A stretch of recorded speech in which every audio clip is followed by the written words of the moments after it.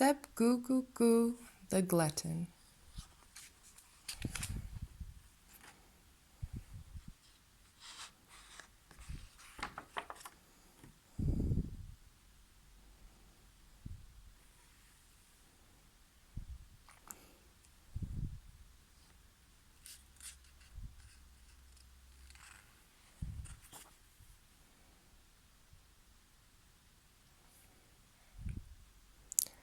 Sebgugugu was a poor man. All he owned in this world was a cow named Gitale. One day, while Unanana, his wife, was out hoeing in her garden in the forest, Sebgugugu sat in front of his hut. As he rested, a little bird alighted on a nearby shrub and began to sing. Goo, goo, kalika, kalika, ka. As Sebgugugu listened, it seemed to him that the bird was singing words that he could understand. He thought it was saying, Sebgugugu, Sebgugugu, kill the cow, and get 100.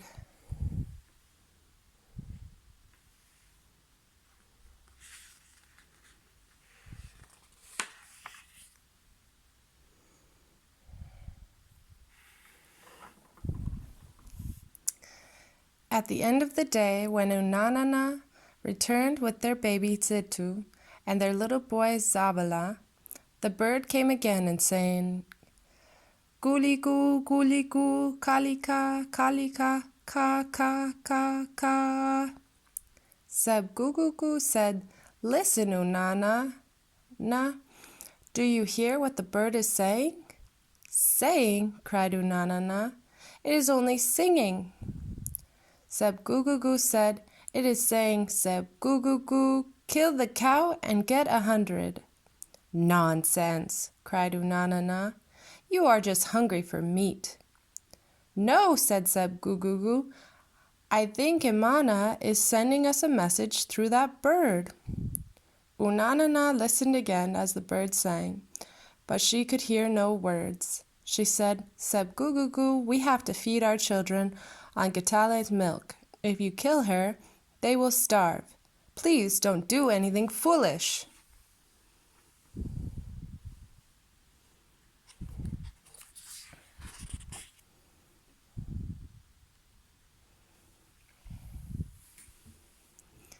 But Sebgugugu never listened to his wife. The very next day he killed the cow, and not one cow appeared in her place. The family ate meat for many days, but when the meat was gone, they all became very hungry. So Sebgugugu put Tsitu into a basket, which Unanana carried on her head. Then he took Zabala by the hand, and they set out in search of food. The family walked a long way without finding anything at all. At last they sat down by the path to rest. Then Sebgugugu cried out, "O Imana, Lord of Rwanda, what shall we do?"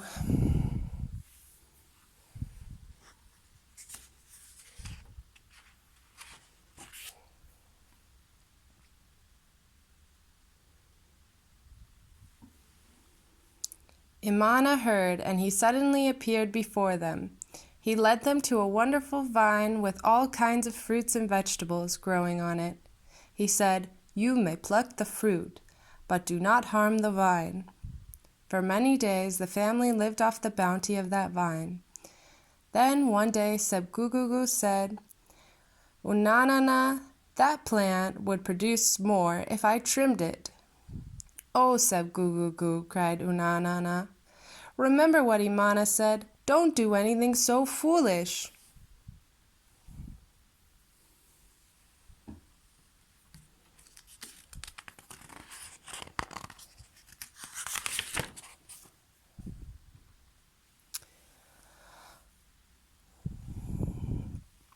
But Sebgugugu never listened to his wife, and he began chopping off the sprawling branches. Soon the vine withered and died. Again the family was without food.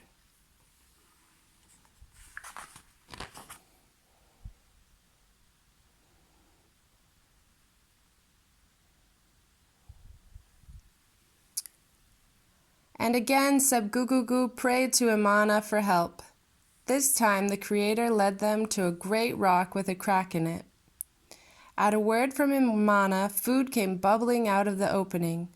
Gubudu, amasi, mealy porridge, and honey. Imana said, "You may take the food, but do not disturb the rock."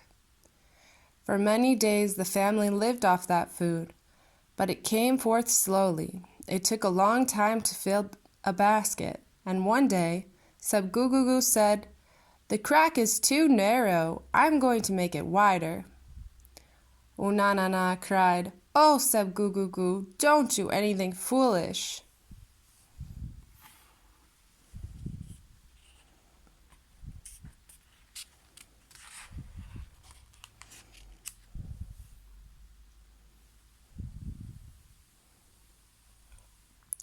But Sebgugugu never listened to his wife. He sharpened one end of a big pole and hardened the tip of it in the fire. Then he thrust the point into the crack and pried. Quitch! Imana saw him do that, and he caused the crack to close completely.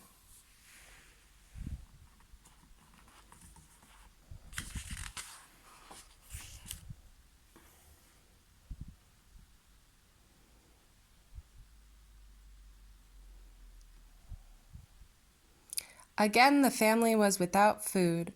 Once more they set out in search of it. They walked a long way without finding so much as a marula plum. Then Sebgugugu cried out, "O Imana, Lord of Rwanda, help us or we will die." Imana heard, and he appeared before them. He pointed to a distant hill and said, "Beyond that hill is a cattle kraal. Go there and live on the milk from the cows. They are cared for by Igwababa, the crow. You must give him some of the milk, and never be unkind to him or harm him, for he is my faithful servant." Sebgugugu and his family hurried on.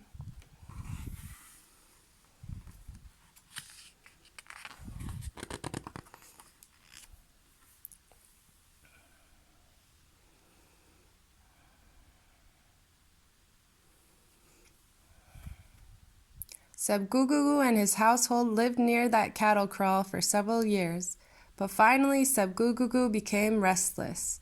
One day he said, "Unanana, our children are big enough to herd cattle. I don't see what we want with that old crow. I shall kill him, and then all the cows will belong to us."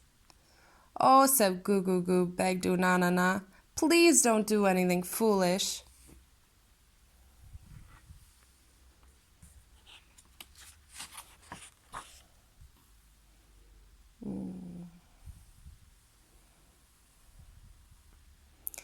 But Sebgugugu never listened to his wife. That evening he went out with his bow and arrow and lay in wait for the crow.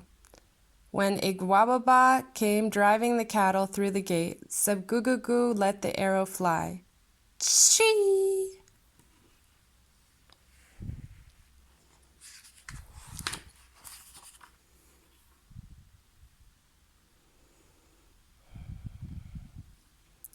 The bird came down in a flurry of black feathers. Then loo! Imana's patience was at an end. He caused the cattle and even Unanana and the children to disappear without leaving a trace. Sebgugugu, because of his greed and disobedience, had lost all that he had. The end.